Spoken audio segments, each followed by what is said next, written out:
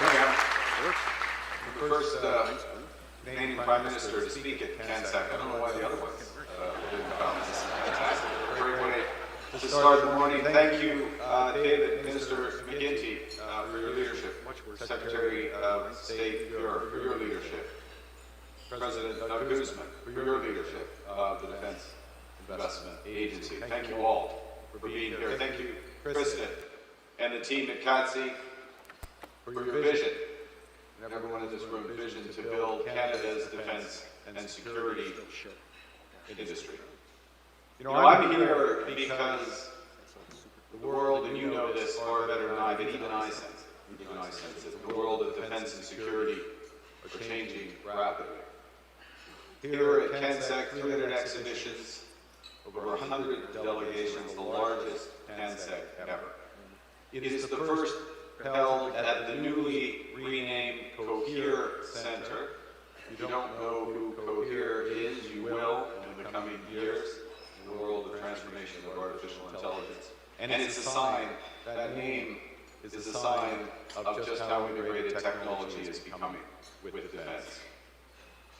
Tout le monde ici présent sait que les présomptions qui ont défini des décennies de politique canadienne en matière de défense et d'affaires étrangères ont été chamboulées. Les menaces auxquelles nous faisons face sont nombreuses et se multiplient. Les incursions dans l'Arctique canadien ou l'attaque contre notre cyberespace.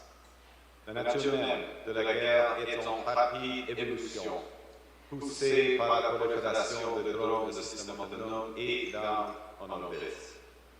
Des conflits pourraient émerger plus près de nos frontières qu'avant, et de nouvelles armes réduisent la distance qui nous en sépare.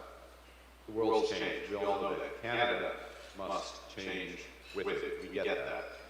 And that's why just 6 weeks after forming government, we announced our ambitious plan to rebuild, rearm, and reinvest in the Canadian Armed Forces. We embarked on this project first and foremost to protect Canadians, to defend our territory, to secure our borders, and to protect our sovereignty. Over the past year, Canada's new government has worked at an unprecedented pace and scale. We've enacted the largest increase in defense investment in Canadian history. We're now protecting Canada's high north and Arctic with year-round armed forces presence on land, sea, and air. We've expanded the reach, the security mandate, and the abilities of the Canadian Coast Guard with new resources. And we've given every Canadian Armed Forces member a raise, the largest in a generation, because their pay should reflect the weight of their responsibilities.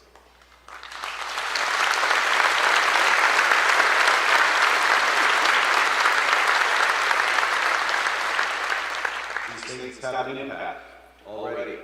Recruitment in the Canadian Armed Forces is the highest in 3 decades.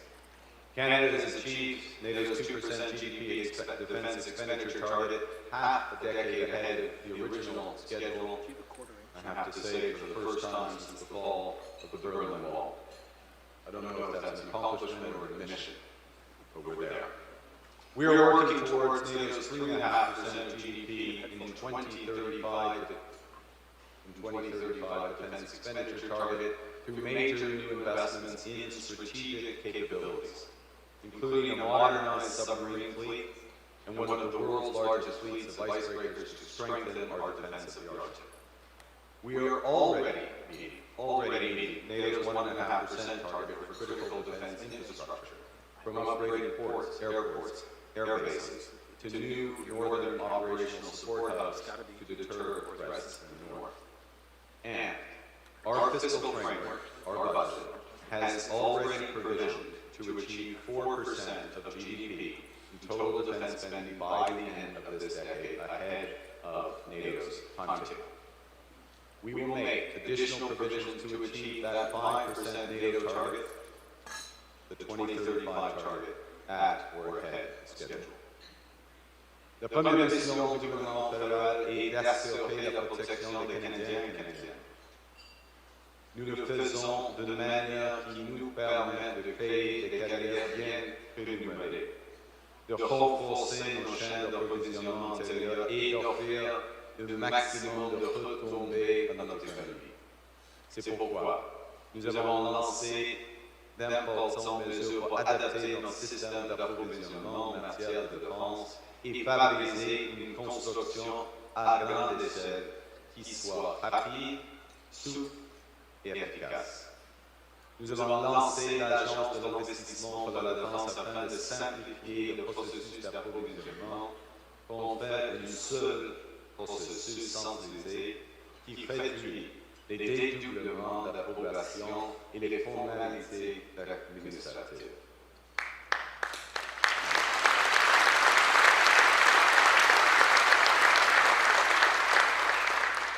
About time, you say, yes. L'Agence d'investissement pour la défense développe les capacités souveraines essentielles à notre aptitude à défendre nos frontières, nos océans et l'Arctique. Et elle contribue à garantir que chaque dollar dépensé maximise les carrières, les industries et les retombées économiques au Canada. Le Canada, et merci Madame Goudon, le Canada dirige les travaux visant à établir la Banque de la défense, de la sécurité et de la résilience. Cette banque va mobiliser le financement à faible coût au Canada et chez nos alliés de l'OTAN afin de renforcer la production et les technologies en matière de défense. In February, we announced, as the Minister mentioned, I think you all know, we announced Canada's first ever defense industrial strategy. A bold plan to get our armed forces what they need, when they need it. A plan to scale Canadian defense companies and to put $500 billion to work in strategic sectors of our economy. The framework is simple. So it's Build, partner, buy. Okay, We are focused first on building in Canada, I'll take that. directing procurement to Canadian firms where we have those sovereign capabilities. Where we can't build alone, we're partnering with like-minded allies, attracting investment, transferring IP, and integrating supply chains so more public dollars flow back to Canada. And to that end, this year, Canada became the first non-European country to join the EU's Safe Defence Procurement Initiative.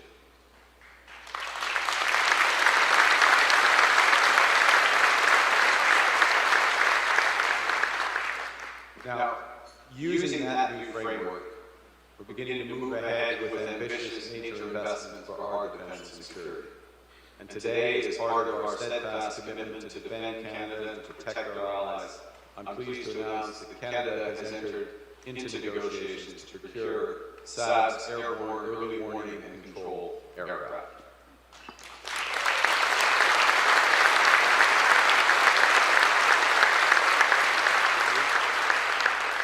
With its suite of advanced sensors and mission systems, Saab's Golden Eye will be a key resource for Canadian Armed Forces to detect and deter threats across the Arctic.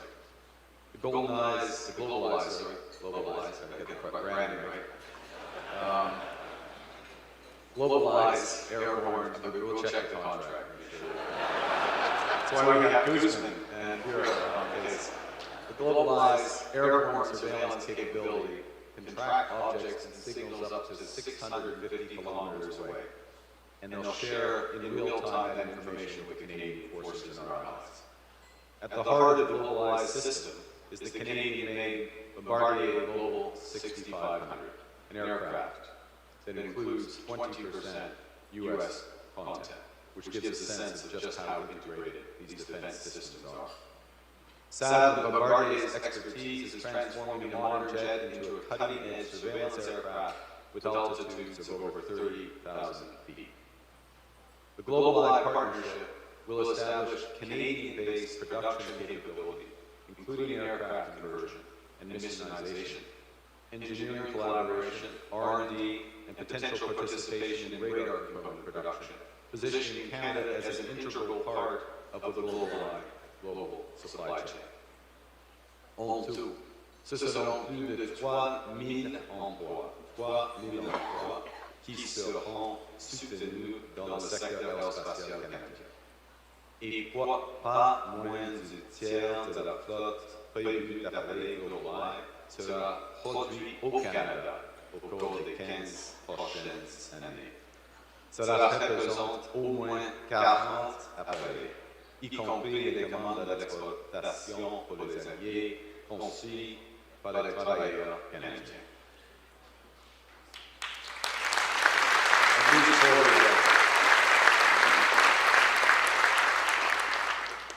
The Saab Global Eye combines airborne early warning and control with long-range air, sea, and land surveillance in real time, as I said, in a single platform. It's advanced, it's available, and operational. It's one of a kind. This is an example of Canada's defense and industrial strategy in action. It builds Canadian strategic autonomy, creates Canadian jobs, and reinforces Canada's position as a global leader. And it's the product of choice of many of our partners, including France, Sweden, the UAE, and more to come. A strong, resilient defense industry requires fundamental rethinking of our approval and production timelines, our meaning the government's. And that's why today I'm also announcing a series of measures to improve our defense industry partnerships. And in doing so, we're fulfilling the commitments we made when we launched that defense industrial strategy a few months ago in February. The first thing, we are transforming our industrial technological benefits policy. We're directing investments towards the areas that most matter for Canadian competitiveness. So foreign contractors that secure Canadian defense contracts will now have stronger incentives to subcontract to Canadian firms and invest in our supply chains. Said another way, they will get more credit for doing so. We're cutting red tape with the new 90-day approval standard, so companies, especially small businesses, get faster and more predictable decisions. We're introducing something called the Strategic Investment Transaction. And this is a new crediting system for high-value investments, such as building or expanding a Canadian facility, funding R&D in Canada, or transferring IP to a Canadian company. In short, we're going to reward those investments that build lasting defense capacity and industrial capacity in Canada. With this new ITP policy, we're making it more valuable to work with Canadian companies by treating those that have at least 70% Canadian content value as if they had 100% Canadian content value, the so-called Canada Boost.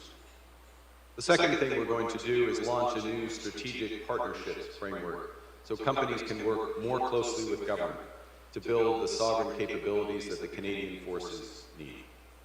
So rather than one-size-fits-all procurement, our new framework will catalyze robust partnerships with government sharing operational priorities and industry bringing your innovation and your expertise. Companies designated as strategic partners will invest in Canadian R&D, grow our domestic supply chains, hire a Canadian workforce. And in return, you can rely on government to be an anchor customer, accelerating approvals and supporting your exports. Si retrouver parmi les programmes du gouvernement fédéral peut s'avérer difficile, en particulier pour les PME qui font leur premier pas dans le secteur de la défense. C'est pourquoi notre troisième mesure consiste à créer un nouveau service d'orientation qui va nous permettre d'aider les entreprises canadiennes à accéder au soutien dont elles ont besoin pour assurer leur croissance et soutenir la concurrence des marchés de la défense et de tout emploi comme l'intelligence artificielle, les technologies quantiques et la fabrication de pointe. Ce service fera le pont entre les entreprises et les programmes fédéraux adaptés à leurs besoins, partenaires provinciaux et possibilités d'exportation et du personnel spécialisé sera intégré à même les associations de l'industrie.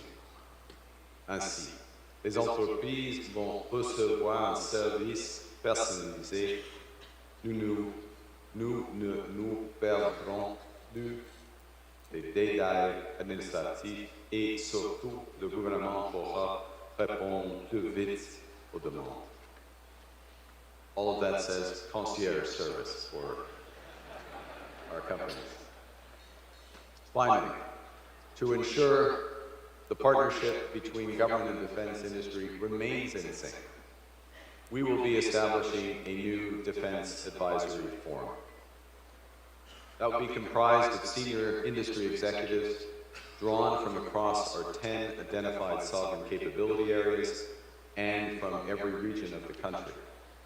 They will advise government on how to best grow our defense industrial base, our investment needs, and they will identify barriers to that growth. The forum will be co-chaired by the Minister of National Defense, the Secretary of State for Defense Procurement. Together, all these measures will help ensure that our defense industry can build bigger and can build faster. We're moving from an approach, a regulatory approach that has to be said that checks boxes, that used to check boxes. We're moving to one that builds our industrial base, our defense industrial base, with speed and at scale. And we're just getting started. We've committed to doubling our defense expenditure by the end of this decade. Over the next 10 years, Canada will invest $180 billion directly in defense procurement, $290 billion in defense and security-related infrastructure, and we expect to create an additional over $125 billion in downstream economic benefits.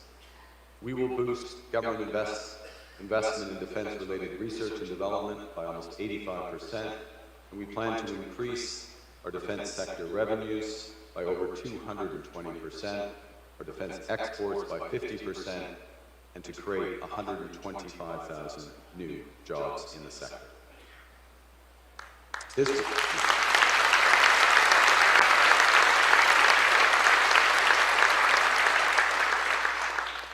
These are stable, rewarding careers, including for the more than 80,000 Canadians who already work in our defense industry. It extends from engineering and compute to the skilled trades. De nos jours, pour protéger notre souveraineté, la défense conventionnelle ne suffit pas. Il faut également un accès fiable à des capacités stratégiques essentielles, telles que des communications spatiales et un accès sans entrave à l'intelligence artificielle. Il faut une souveraineté numérique, à commencer par une solution technologique à l'ensemble des infrastructures de renseignement. So from the domestic ammunition production to over-the-horizon radar, to quantum, cyber, AI, and drones, we're building and partnering with Canadian materials, Canadian expertise, Canadian workers across this country.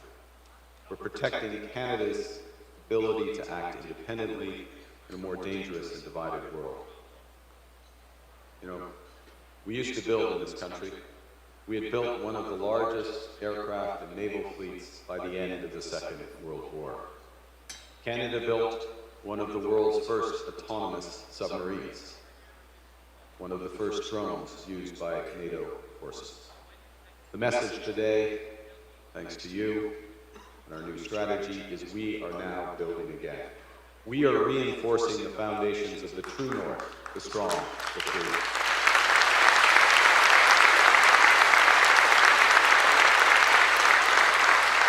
Going forward, Canada will be defined not only by the strength of our values, but also the value of our strength. Thanks to you. Thank you very much. Merci beaucoup.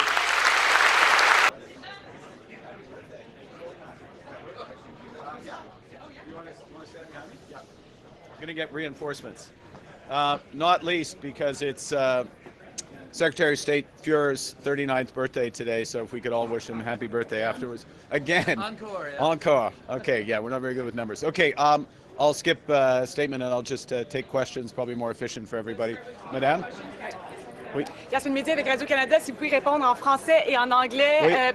Oui. Le départ de M. Guilbeault, est-ce que vous avez tenté de convaincre M. Guilbeault de rester ou est-ce que son départ rend votre vie plus facile? Non, premièrement, je voudrais remercier M. Guilbeault pour ses contributions innombrables pour les citoyens de sa circonscription Ville-Sainte-Marie, pour le Canada, pour le gouvernement, le cabinet, pour moi-même, beaucoup de contributions en ce qui concerne plusieurs sujets, l'héritage canadien, le patrimoine canadien, l'environnement, la lutte contre le changement climatique et d'autres. Premièrement. Mais c'est la vie. Il y a une fin de tous les aspects d'une carrière pour tous les gens, moi inclus. Alors c'est le moment pour lui. Je comprends bien sa décision et je souhaite le bonheur à lui et à sa famille. Est-ce que vous avez essayé de le retenir? Oui, on a eu des discussions pendant tout le temps, plusieurs sujets. Je sais depuis quelques mois que c'est une possibilité. Alors, mais c'est sa décision et c'est normal. Il y a des députés dans le Parlement de tous les partis. M. Boulris, par exemple, de MPRD, qui prend des décisions pour diverses raisons. In English, first and foremost, what I want to do is thank Mr. Stephen Guilbeault, for his many contributions, for the members of his riding, first and foremost, a dedicated MP for Ville-Sainte-Marie for these years, for the people of Canada, for the government, for the cabinet, for myself and his vice. We've worked together. We worked together when I was UN Special Representative on climate action and finance as well. So we work together closely in a variety of areas, and I've always enjoyed working with him. And then, in terms of the follow-up questions, of course, it's for him to make decisions about his career and the next stage of career. All aspects of all our careers, even journalists, even prime ministers, get to a point where things change and people make decisions. And I very much respect that. And as I say, I've enjoyed it, and I wish him all the best. And I'm sure, in some way, shape, or form, we'll have an opportunity to continue to work together on issues of interest. Madame.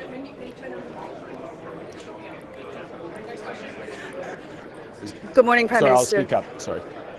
Does the visit of China's Foreign Minister Wang Yi later this week pave the way for a visit by President Xi Jinping?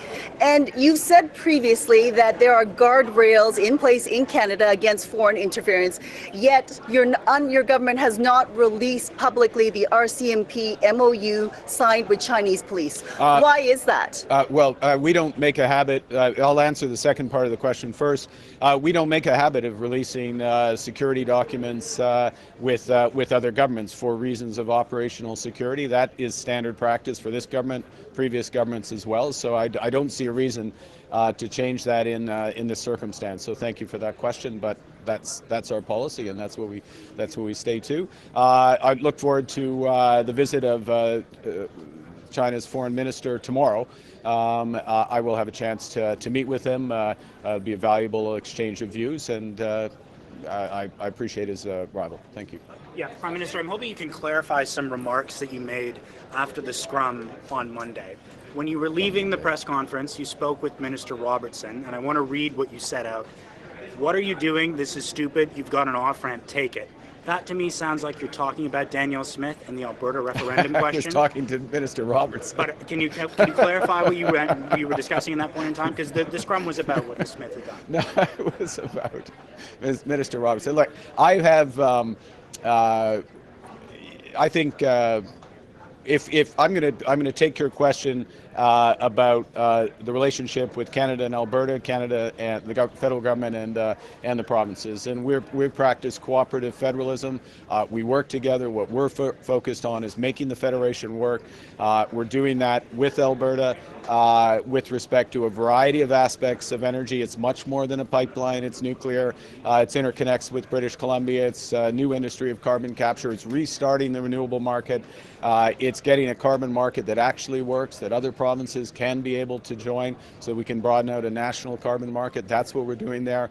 We're here talking about defense industrial strategy, the benefits of the announcement we just made around the negotiations led by Secretary of State Fuhrer and President Guzman on the Global Eye, and the fact that will bring a third of the production of those aircraft to Canada, of the global production, a minimum of a third to Canada, benefits for supply chains in Quebec and also across the country. That's what we're focused on, and that's the thing. That was not about the pre. That's my answer is my answer. Thank you. You've decided to Sorry. to buy Saab's Global Eye. Yes. When is Canada getting submarines, and are you prepared to buy Gripens? I didn't catch And are you last. prepared to buy Gripens? Well, first, we will take those decisions, both of those decisions, in due course after proper deliberation and taking into account of all the considerations. First and foremost, operational requirements of the Canadian Forces. Secondly, very importantly, the broader industrial benefits and true partnerships that we can strike in those cases. I think the Global Eye is, I'll just underscore, this is a partnership. You see 20% of the value add of the base aircraft is American. You see obviously a heavy European component to this, as well as 35% Canadian component. True global partnership that comes together. In submarines, as you know, I'll just observe, there are two competing bids. Both of them meet the operational specs, the very high operational requirements of the Canadian Forces, and so it's a question of those broader benefits. That's being run down. We will not take an hour longer necessary to make those decisions. Thank Still on you. track for the submarine decision by June? We're still on track, yeah. Yeah. By the end of June, How do you think the ongoing debate about separation in Alberta and upcoming referendum question is going to affect the likelihood or chances that a private sector proponent may come forward to build a West Coast pipeline? Well, it's first and foremost, I think what we do as the federal government is we continue to work collaboratively with Alberta, with British Columbia, with First Nations, in this case, First Nations, well, I should say Indigenous peoples, because Métis as well, to ensure that if there is a pipeline or related carbon capture or interties between the electricity grids and or nuclear and or other components of this, that it benefits all of the parties and works with all of the parties. In that way, we make two things more likely. One, we make the actual economic activity there more likely, lower emissions more likely, as well as the Federation work better, and of course that has implications for how people vote. Thank But you. you don't think separation but does separation have an impact on whether, you spent a career in business, does separation have an impact on whether a company wants to put their hand up and build a new pipeline? Well, it's look, my experience in these would be the same as others, is that uncertainty, this type of uncertainty, is unhelpful for long-term investment decisions. What I answered, though, is what does the federal government do about this, and in terms of making the Federation work, creating the conditions to create jobs, create prosperity, to get emissions down. All of that is what we're doing, to move forward on reconciliation, truly move forward on reconciliation. That's what we're doing, and that has impacts both for the economic side, but also should have impacts in terms of voting. Thank you. Prime Minister, you in your latest economic update mentioned that there will be a new minister for the DIA. When will you announce that decision as to who's it going to be, and is Secretary Fuhrer in the running for that position? Happy birthday, Steve. It's right in there. Look, we'll make a series of decisions in due course around the cabinet. Thank you. Hi, Prime Minister. Laura Dillon Kane, Bloomberg News. You are heading to New York tomorrow. Yeah. What recent movement have you seen on U.S. trade issues, if at all, and do you expect any movement with your meetings tomorrow? Well, the meetings tomorrow these are private sector meetings. These are with a series of institutions that are either heavily invested in Canada, interested in investing in Canada, and it's sensible to give the story. It's a very efficient use of time to give the story. A lot has changed in Canada, and we're moving forward at speed. You just have to just refer back to what we're discussing here. $500 billion of defense-related investment in the course of the next decade in Canada. Even in New York, that's real money. That's of interest, and there's opportunities to partner, and those will be the discussions. It's not a trade mission in that sense in terms of trade negotiations. In terms of the overall negotiations, there's ongoing conversations. Minister LeBlanc with his counterpart, including upcoming meetings that he will be having. Thank you. En français, il y a des conversations qui continuent entre les dirigeants du dossier du commerce canado-américain, y compris avec Monsieur le ministre Leblanc et son counterpart. Et pour la mission à New York, c'est plus une mission du secteur privé. Il y a des grands investisseurs au Canada actuels et prospectifs. Merci. The United States ambassador to Canada has said that the Gordie Howe Bridge is not going to open unless Canada changes the tolling arrangement with Michigan. I'm a little puzzled by this because the contract is between Michigan and Canada. The governor of Michigan says she has no problem with the tolling. Are there any talks underway, and is the United States going to be able to block the opening of the bridge? To be frank, I didn't see the comments you're referring to. You're right, and the arrangement is between Michigan and Canada. I would remind that Canada paid for the bridge. Canada built the bridge jointly with American contractors, American workers, American materials. It is a great asset for both countries. There are discussions at the ambassadorial level around the bridge, and Canada's going to be ready to open the bridge, and we look forward to millions and millions of Canadians and Americans and people from third countries going across it over the coming decades. Thank you. Is there any concern, though, that the administration can block that opening? I'll bet. We'll take two more from Canadian. Hi. You talk a lot today about GDP targets and defense spending, but how can you ensure that the defense spending will result in long-term economic growth? Yeah, thank you for that question, because that's one of the core elements of the defense industrial strategy. The point is that we can set out, and this is one of the distinctions we've tried to make.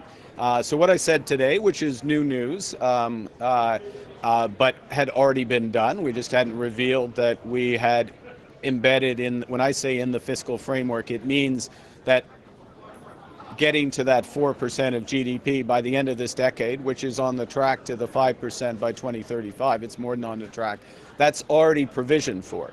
Your question, which is the right one, is but what do we spend it on, and how do we get the maximum benefit for Canadians, Canadian workers, Canadian business, and some of the areas we've identified, an earlier question about submarines, about advanced combat aircraft, that's part of it.